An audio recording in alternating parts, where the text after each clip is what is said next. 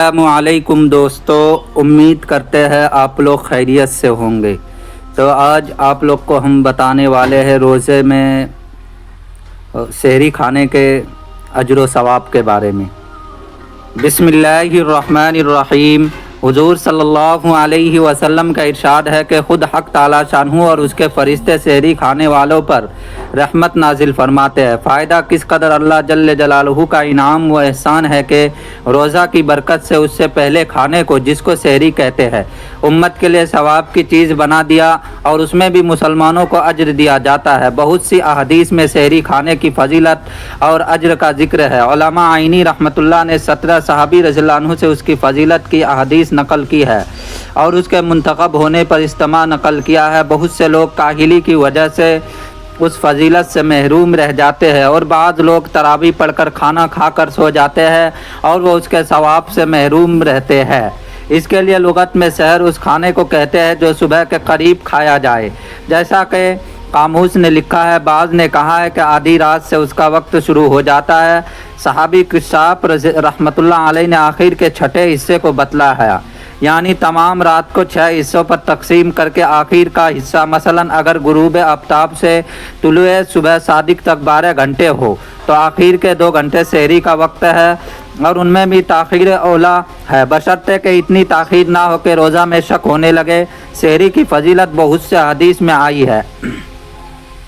نبی کریم صلی اللہ علیہ وسلم کا ارشاد ہے کہ ہمارے اور اہل کتاب یہود و نصارہ کے روزے میں سحری کھانے سے فرق ہوتا ہے کہ وہ سحری نہیں کھاتے۔ ایک جگہ ارشاد ہے کہ سحری کھایا کرو کہ اس میں برکت ہے، ایک جگہ ارشاد ہے کہ 3 چیزوں میں برکت ہے، جماعت میں اور سرید میں اور سحری کھانے میں۔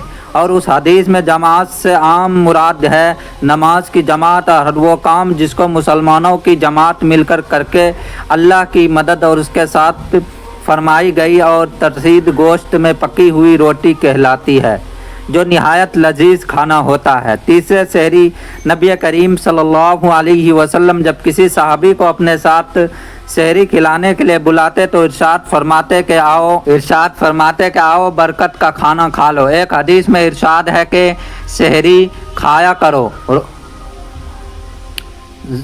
وقت حاصل کرو اور دوپہر کو سو کر آخر سب کے آدھے گھنٹے پر مدد چاہا کرو۔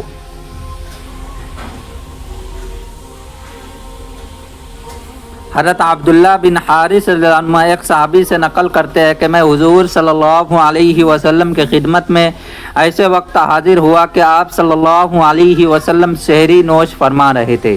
آپ صلی اللہ علیہ وسلم نے فرمایا کہ یہ ایک برکت کی چیز ہے جو اللہ نے تم کو عطا فرمائی ہے، اس کو مت چھوڑنا۔ حضور صلی اللہ علیہ وسلم نے متعدد روایات میں سحور کی ترغیب فرمائی ہے، حتیٰ کہ ارشاد ہے کہ اور کچھ نہ ہو تو ایک چھوارا ہی کھا لے، ایک یا ایک گھونٹ پانی ہی پی لے۔